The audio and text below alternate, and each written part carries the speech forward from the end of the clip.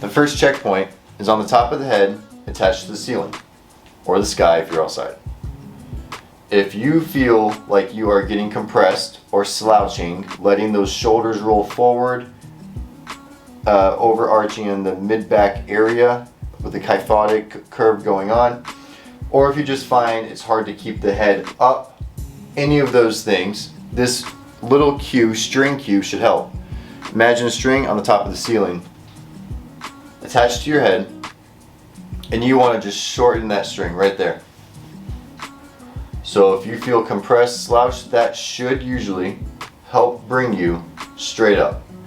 Very subtle cue again of just this. We're not trying to bring our neck back. We're trying to just bring the top of our head up towards that ceiling. Now we don't want the head back, like I was saying.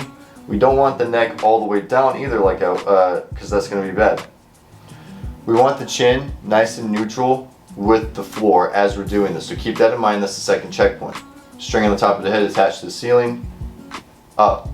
We don't want to be up here. We don't want to be down here. Nice and level to the ground. Now, so that when we come up, we don't want to arch that low back or flare that rib cage. So the second or third string, the third string will be from our xiphoid process, this bony protrusion you can feel on your rib cage right there, right where the abs start to meet that bony part. And that string will be from there down to our belly button, and we want to shorten that string, just like that. That's it. We don't need to be doing a crunch or overdo it there. It's just to prevent rib cage flaring, arching the low back once we bring that head up. Very subtle right there. So between those three first strings, that should bring your entire upper body upright into a more desirable posture, more stable posture.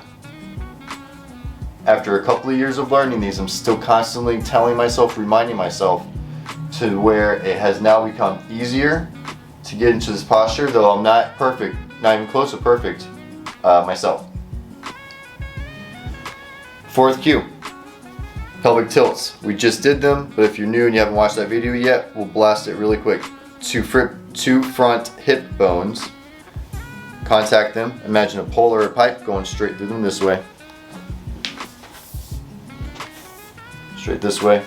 You want to rotate the pelvis ever so slightly forward and backwards around that polar pipe. Just like that. Tuck it in, use your glutes, tuck in the tailbone. Reduce the arch in the low back. Roll the hips forward. Increase the arch a little bit. And find that neutral pelvis for you. Whatever that looks or feels like. Last checkpoint will be with the feet. With the legs approximately shoulder width, we want to squeeze the ground with our toes. Trying to grip the floor with your toes, with your feet.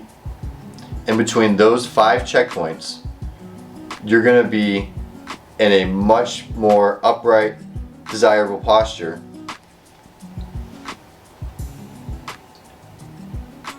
And even just gripping the floor right here, you're going to feel a lot of muscles engage in your legs and in your feet that you probably haven't felt in a while.